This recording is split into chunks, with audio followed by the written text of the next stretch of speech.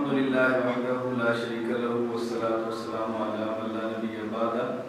اس وقت ترکی میں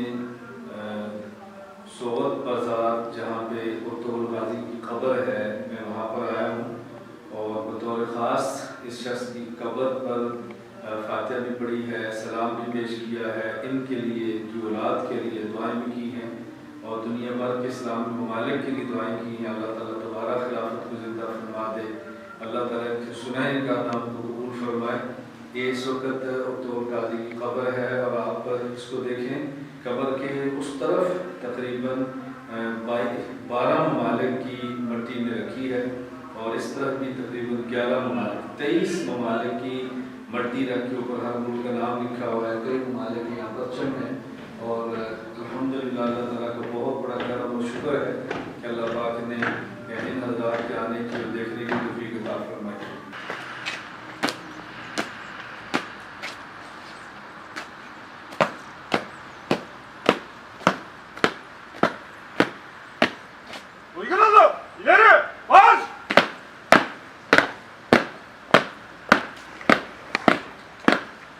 دیکھیے اس وقت آپ دیکھ رہے ہیں یہ ارطغرل غازی رحمہ اللہ کی قبر ہے اور یہ یہاں پر آپ دیکھیں کھڑکی ہے اور کھڑکی کے اوپر آپ تحریر لکھی ہوئی آپ پڑھیں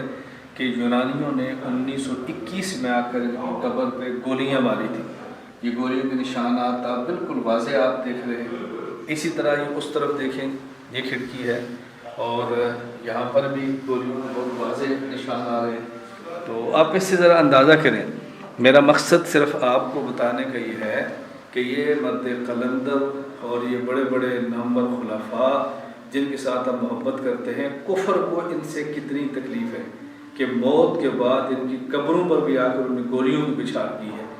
تو ان حضرات کی قبور پر آنے کا مقصد ہرگز یہ نہیں ہے کوئی قبور کا سجدہ ہے یا قبور کا طواف ہے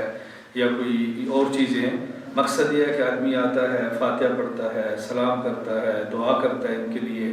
اور ان کو دیکھ کر آدمی کے اندر ایک خلافت کی ایک تحریک پیدا ہوتی ہے، جذبہ بیدار ہوتا ہے کہ یا اللہ جس طرح لوگوں نے کام کیا تھا اور ایک 3 بر اعظم میں خلافت کا نظام قائم کیا، اسلام کا نافذ کیا، نظام نافذ کیا، اے اللہ تو ہمیں بھی توفیق عطا فرما کہ ہم اسلام کی نشأت ثانیہ کے لیے بھرپور کردار ادا کریں۔ اللہ تعالیٰ ہم سب کو توفیق عطا فرمائے۔